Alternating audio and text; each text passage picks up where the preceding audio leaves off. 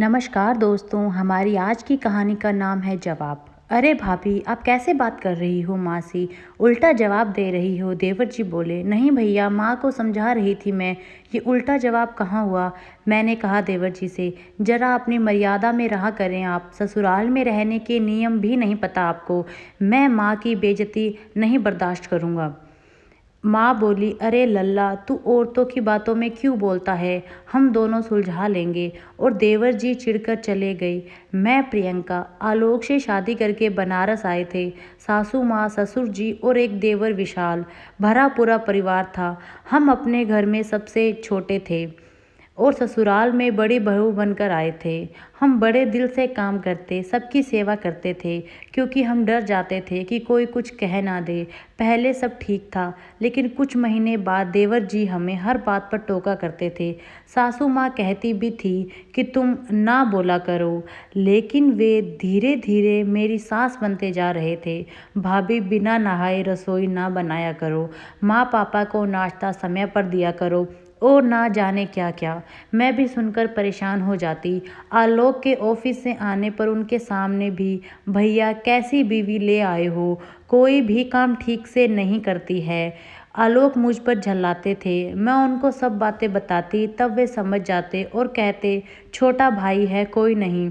जब मैं माँ बनने वाली थी तब भी हमेशा, अरे भाभी कुछ खाती नहीं हो, भैया हमको बोलेंगे मेरी बीवी का ध्यान नहीं रखा। मैं परेशान हो गई। मुझे यूँ लगा कि ये सासू माँ बनकर आए हैं मेरी ज़िंदगी में।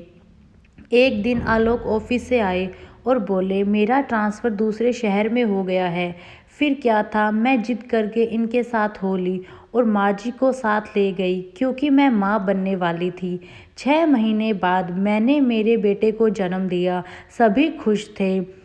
कुछ ही दिनों बाद ससुर जी ने मेरे देवर का भी रिश्ता तय कर दिया।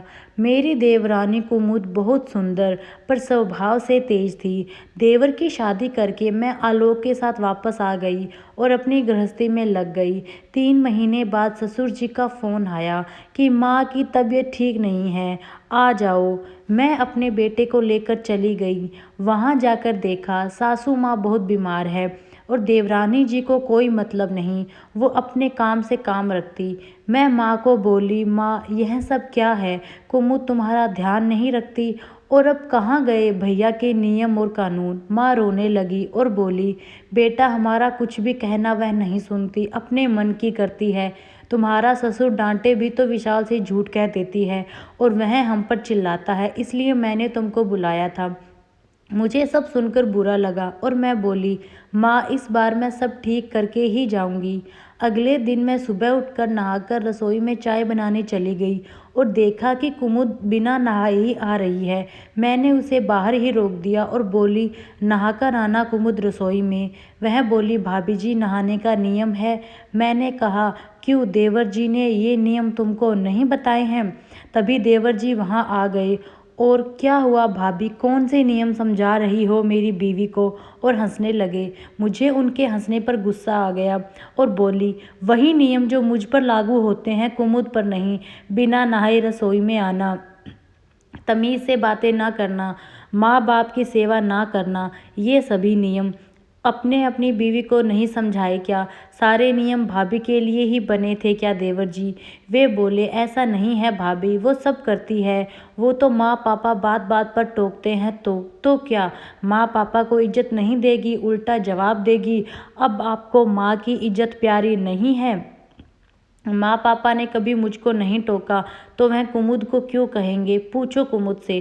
कुमुद यह सब सुनकर रोने लगी और बोली, भाभी सही है, मैंने ही आपसे झूठ बोला था। मैं बोली, भैया आपके हाथ में था कि आप उसे सब सही गलत बताएं और साथ में माँ पापा का ध्यान भी रखें। घर को समझदारी से चलाना दोनों के हाथ में है।